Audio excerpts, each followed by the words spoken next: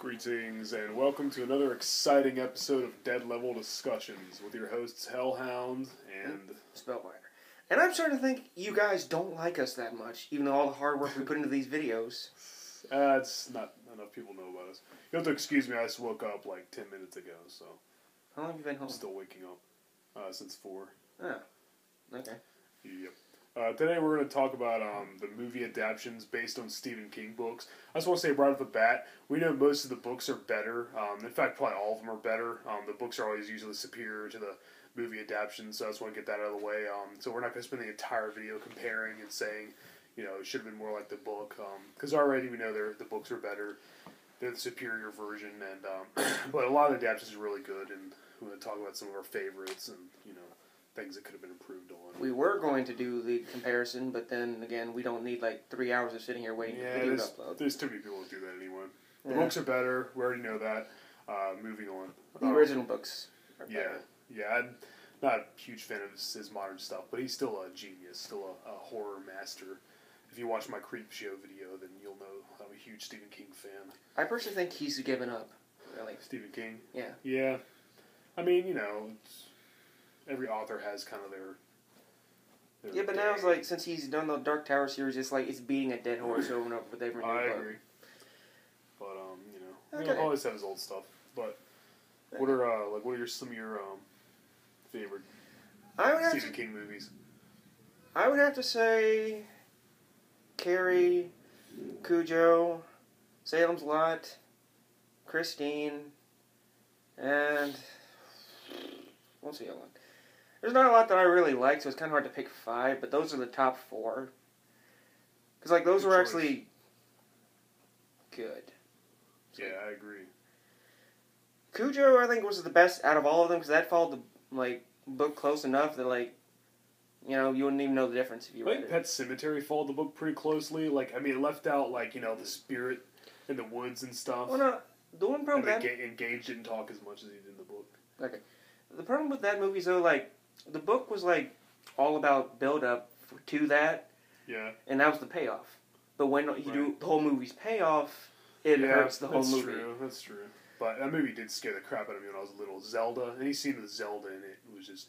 That was a man. Terrifying. I know, yeah. Andrew, Hugh Batsek. I don't know how to because they couldn't find a woman skinny. Yeah, exactly. But yeah, I've seen pictures of him recently. He still looks really thin and gaunt. And like, man, what a scary character. and that was the scariest part of the movie. Don't watch that on drugs though. It's okay. Anyways, like, I wouldn't recommend that. But when you take away like the Wendigo and all the like stuff in the woods, it doesn't make sense. Out. But you know they have to. I mean, they have to fit into a certain runtime. Movies are always going to leave out, you know, something. But I still think it was a pretty faithful adaptation. It was one of the better ones. I like the sequel as well in kind of a different way. I really like the sequel. Love Clancy Brown in that, man. That's a funny, sadistic turn he took. Yeah, definitely. I want to say something about The Shining right away. Okay. I love the 1980 adaptation directed by Stanley Kubrick. I realize it barely follows the book, and you know, Jack Torrance, played by Jack Nicholson, is already like crazy as soon as the movie starts. I personally think it's better than the book. Yeah, I actually would agree with that in some ways. And the thing is, you know, they made the 1997 miniseries with Steven Weber and Rebecca De Mornay, and that was a lot closer to the book. However, it wasn't nearly as scary. The 1980, the original The Shining, was very scary, very effective. Like everything, the music, the atmosphere, everything paints a very eerie and ominous picture, you know, and I think it's one of the most terrifying movies ever made. The 1997 movie, not so much. It did follow the book better, and explain things a little more, maybe, but I think that the original is superior, despite not being the less faithful adaptation. And if you thought Shelley Duvall was a really good actress, no. That's her having a mental breakdown from Stanley Kubrick yelling at her like 20 minutes before. She was totally different from the book. She was just a mousy, yelping twig who just, you know, screamed through the whole movie. She was a lot stronger in the book, and Rebecca De Mornay, she was one of the better things about the 1997 version. There's a few things I preferred in that one to the original Stanley Kubrick film, but overall, I thought the original movie was better. And yes, I know it doesn't follow the book as well, but who cares? It's a better movie. That's, you know, I personally thought the book plotted on too much. Yeah, there were a lot of one bad habit Stephen King has is like he repeats himself a lot and he throws in a lot like too many subplots and a lot of details that don't really make sense. I read Salem's Lot and it mentioned the line there's no way, I'm paraphrasing here, but it said something like there's no way two men would live together unless they were queer for each other. It said that like 10 times at least. Well, and he repeats things way too much and puts a lot of details. He's still a great writer. I'm not knocking him or bashing him, but there's one. I do the same thing too when I write, so I can't really. Another good movie that I really like and I rewatch a whole lot is Christine when it comes on TV. Love that movie. Cause that was a lot different from the book as well. Yeah, that's basically just all the action scenes like stretched into like almost 2 hours, and that works. It omitted all the all the ghosts of the victims and stuff. But then again, that raises a whole lot more questions. Well, like when the garage blows up, and he's supposed to be in the car. How did he survive that? But when at the end, like he goes fucking creeping through the windshield. Weird. It's like good movie though. Yeah. Good adaptation. Did those guys do anything else after that movie? What guys?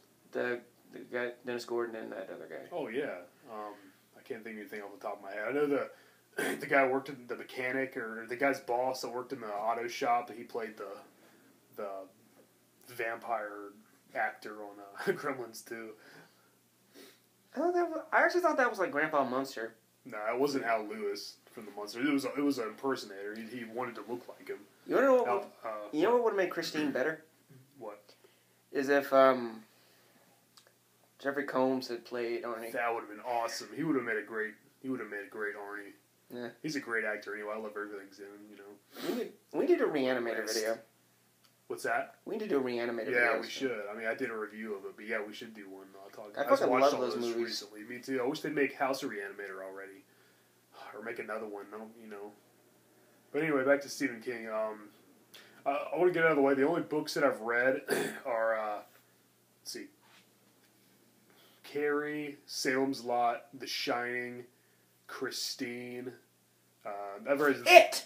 I totally forgot It. That's number 5. We'll get to that. I've read the short stories like the novella Cycle of the Werewolf, which Silver Bullet was based on. That should have been a full book, but Yeah, that's one of my favorite werewolf movies, by the way. Didn't I give you that book to read? Right up there with no, I had that for years. Yeah. Cycle of the Werewolf. It's right up there with The Howling and American Werewolf London and the original Wolfman. He's one of my favorites. Yeah. Gary Busey's hilarious in that. And speaking of Silver Bullet, Stephen King almost quit that movie when they wanted to change the werewolf from what it was to something else. Really? Yeah. Well, I'm glad they didn't either. Yeah. It's got Terry O'Quinn from The Stepfather as the sheriff. Yeah. It. Now, it left out a lot from the book as well. Left out the turtle and a lot of his origin. But then that stuff was like way too fucking complicated. Well, I agree. It'd been hard. Also, I'm glad they left out the massive orgy that took place in the sewers. How what's her name? Yeah. Beverly had intercourse with all the other kids. That's just weird. Unless they did it at the end when they're all adults. Well, yeah, they're adults. That'd be fine. Now they're supposed to be making another It here pretty soon. Another adaptation. I hope they leave that part out. I hope they don't. Well, it'll be. I'm not totally against it, but it'd be hard to top Tim Curry's performance. Unless they bring Tim Curry back for it. Yeah, I doubt they would, though. Cheapskates. Is your refrigerator running? It is. Well, you better go catch it. Beep, Richie. I fucking love it. He's awesome. He's just great in everything he's in. But another one of my favorite actors. If you hadn't seen him in anything else, you've seen him from that movie, you think he was American. Yeah. He kind of hit his accent, didn't he? Yeah. We all. I didn't know it was Tim Curry till like years later. Yeah. When I watched Clue, then Tim Curry hey, wait a minute. Hey, that's Frankenfurter. The guy talks for Nigel Thornberry. I fucking love Nigel Thornberry. That's a whole other video. He did a lot of voice acting in cartoons. Scooby-Doo and the Witch's He still Ghost. does a lot of stuff. Yeah, in cartoons. Yeah, he's another one of my favorites. Let's see here. You know what would be good? Scooby-Doo crossed with Rocky Horror Picture Show. That'd be awesome. Salem's Lot. Now, the thing about that, I think that was the first ever Stephen King book I ever read, and the movie adaptation directed by Tobe Hooper. The main vampire, Kurt Barlow, was more like Count Orlok from Nosferatu than the Barlow in the book. In the book, he was more like Dracula, and like he got younger. He de-aged every time he drank blood. He got younger and younger. And the movie, Straker, his guardian, who's kind of like a Renfield type character, he was like more the main villain. It showed him a lot more. Barlow was hardly in it. he was totally silent, didn't have any speaking lines. The newer the adaptation with Rob Lowe, I think came out in like 2003. I want to say 2004, something like that. Hey, wasn't the guy that was a little more closer as far as the Barlow character goes. This time played by Rutger Hauer. Hey, didn't Reggie the guy that Calder in the original? didn't the guy that do Straker in the original Salem's Lot do like Gaunt and Needful Things? I think you're right about that. Yeah. Needful Things. That was a good movie. I have the book. Do you? It's very. Yeah, it's very good. One. The movie though, it kind of it shortened it up. That's okay. Like it took away like all the killing and all that. So, yeah. There's a lot of movies that are based on like short stories written by Stephen King, like Children of the Corn being one of them. That first movie, I think, like they took the basic premises of it and like said we're gonna do something else with it, and didn't tell him about it until it was too late. But they remade it in like I think 2009 with like David Anders and some other shit, which was really close to the story, which was good. It's not like a great movie. I actually like the second and third movies even better, even though they have nothing to do with Stephen King. But it's okay.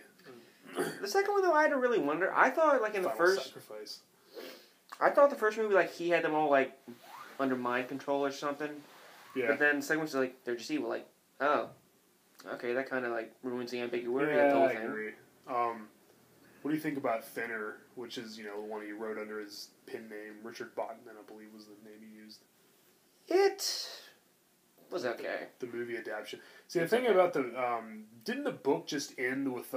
he was going to eat... He was going to eat the pie? Or, and then the movie, like... adds in the doctor showing up at the last Yeah, the second. doctor didn't do that. That didn't happen in the book, I'm pretty sure. It's been a while. But that would have been a good ending to the book. Yeah. The thing I don't like about Thinner is when the judge, what's his name, Kerrigan? Carrie Rossington. Or Carrie Rosington, sorry.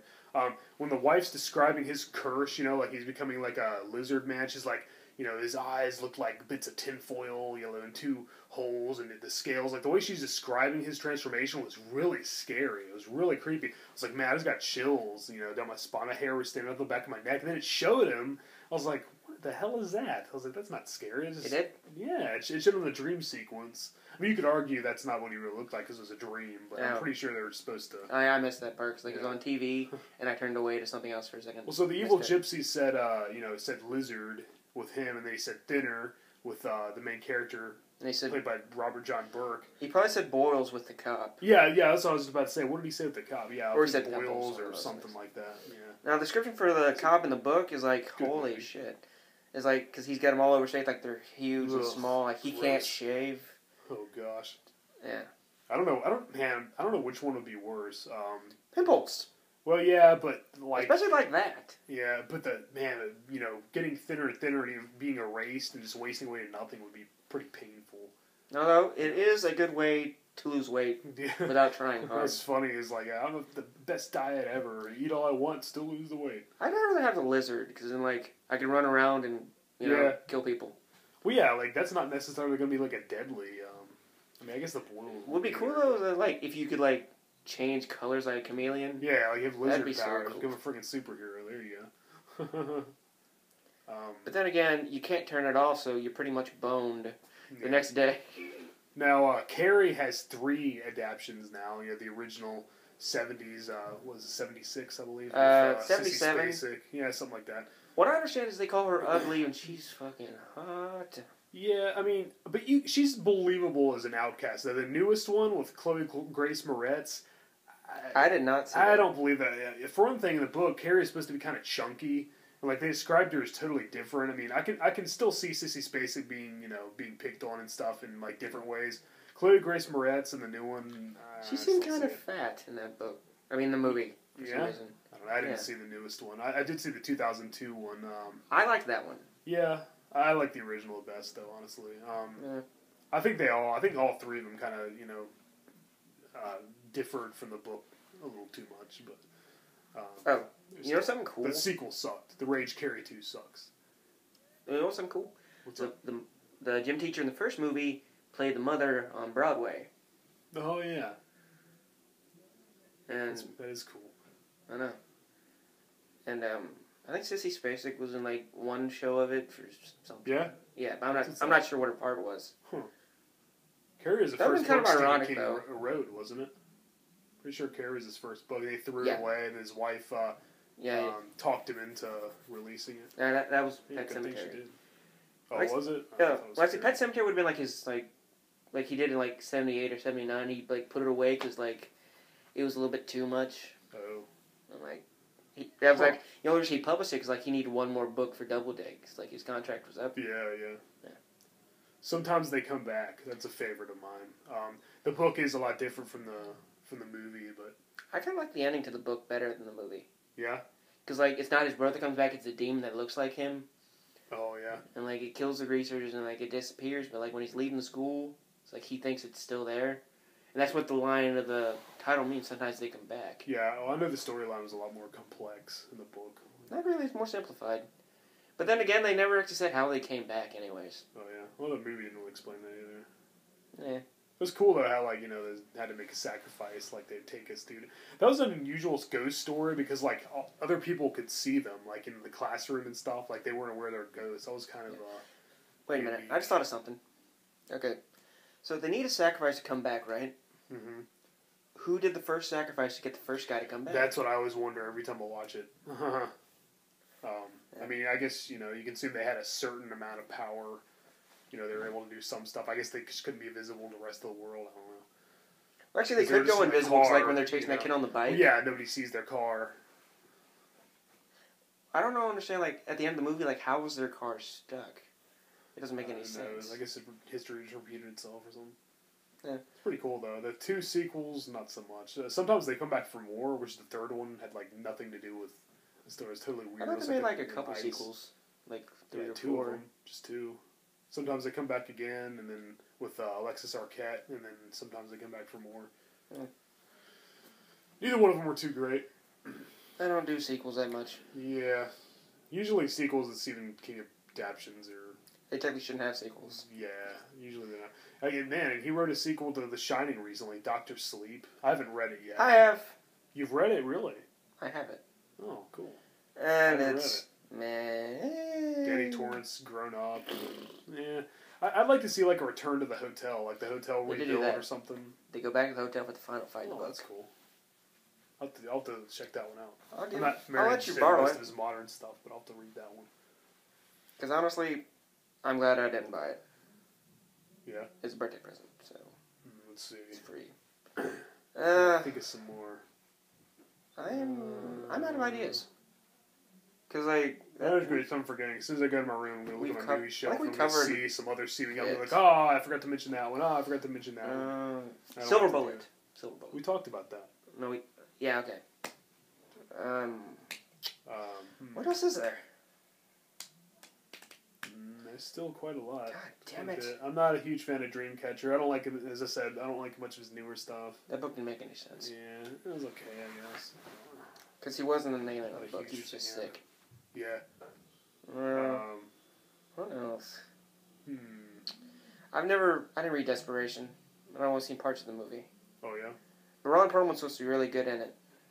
He's always good. Yeah. Oh, Maximum Overdrive. That was, Stephen King actually directed that himself based on his short story Trucks, which got another movie adaptation later. And that kid that got run over by the steamroller? Yeah. The first take, like, the blood pack exploded from the head. Stephen King fucking loved that, and they had to change it. See, I mean, a lot of people complain about that, but really, I mean, it's shocking enough. It's a kid getting run over by a steamroller. It doesn't have to I actually thought it would have been funnier. Well, yeah, but I mean, and then he shows up. Shocking. And then he shows up later in the movie himself, and he gets told off. Yeah, he always plays a cameo in all his movies. Yeah, that was funny. Every movie? Not every movie, but he does a lot of cameos in his movies. The band conductor in the '97 Shining.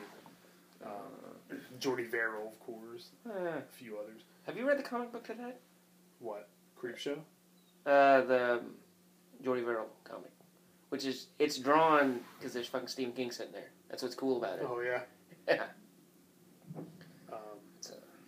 Maximum Overdrive's okay. It's kind of a... Hey, what was that movie with the vehicles come to life where at the end they're on a helicopter and it turns out that it's not being piloted by anybody?